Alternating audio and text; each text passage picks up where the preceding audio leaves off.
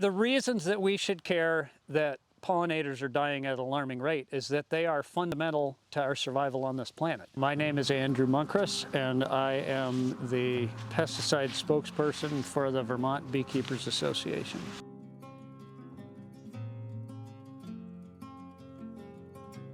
What we've got is climate change, pests, parasites, and diseases, habitat loss, and pesticides.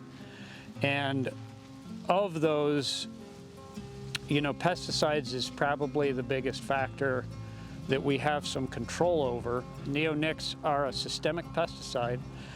The primary problem is that they're used prophylactically as a seed treatment. So the seeds are coated with neonics, and when they're put in the ground, the dust that's released from planters coats the soil and it coats adjacent vegetation. So when the bees are foraging on nectar from a treated crop, they're actually ingesting a pesticide, and it's brought back to the hive, it's stored in the hive, and it's fed to the larva. What's happening is the behavior of the bees is changing. It weakens the hive to the point where it doesn't survive the winter.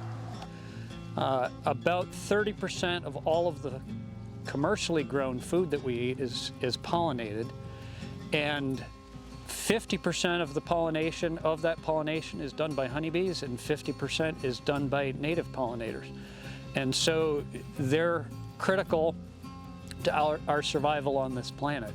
There are places on this world where it is so toxic that the honeybees can't survive. And there are actually people out there hand pollinating orchards.